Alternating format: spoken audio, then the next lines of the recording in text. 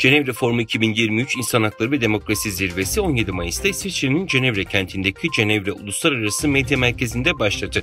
Toplantı Birleşmiş Milletler İnsan Hakları Konseyi yetkilileri ve çeşitli ülkelerin Birleşmiş Milletler nezdindeki büyükelçilerinin yanı sıra dünyanın çeşitli ülkelerinde faaliyet gösteren birçok prestijli insan hakları örgütünün lider ve temsilcilerinin katılımıyla gerçekleşti.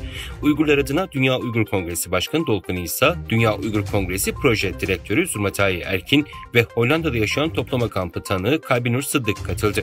Konferansta Uygur insan hakları krizi konulu bir konuşma yapan Dünya Uygur Kongresi Başkanı Dolkun İsa, Çin'in Doğu Türkistan'da işlediği soykırımı ve insanlık suçlarını bir kez daha şiddetle kınadı. Çeşitli insan hakları grupları çarşamba günü Fransa'da Çin işgali altındaki Doğu Türkistan'da Uygur Türklerinin zorla çalıştırılmasından çıkar sağladıkları iddiasıyla giyim devleri Uniqlo ve Inditex hakkında yeni bir şikayette bulunduklarını duyurdular.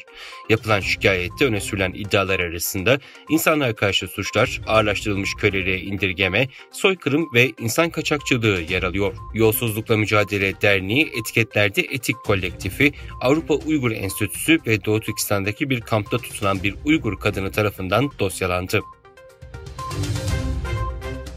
Çin esareti altındaki Doğu Türkistan'da Uygur ve diğer Müslüman Türklere uygulanan baskılara dair her geçen gün yeni belgeler ortaya çıkmaya devam ediyor.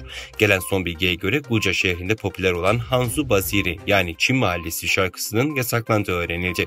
Hanzu Baziri, Gulca'da Çinlilerin giremediği tek pazar, tamamıyla Uygur esnaflarının bulunduğu mahallede geçmiş dönemlerde Çinli yerleşimcilerin bölgeye yerleşmemesi için az olmayan mücadeleler verildiği biliniyor.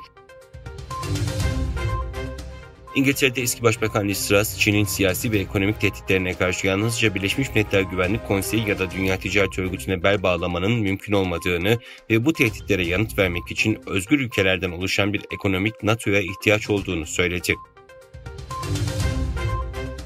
New York'taki Birleşmiş Milletler binasında gazetecilere 60 gün daha uzatılan Karadeniz tahıl girişimine ilişkin açıklamada bulunan Birleşmiş Milletler Genel Sekreteri Antonio Guterres, Karadeniz tahıl girişimi için Birleşmiş Milletler'de koordinasyon içinde çalışan Cumhurbaşkanı Recep Tayyip Erdoğan ve Türk hükümetine çabaları için minnettarım dedi. Birleşmiş Milletler Uluslararası Göç Örgütü, Sudan'da devam eden çatışmalar nedeniyle 843 binden fazla kişinin ülke içinde yerinden edildiğini ve 259 bin kişinin ise komşu ülkelere geçtiğini bildirdi.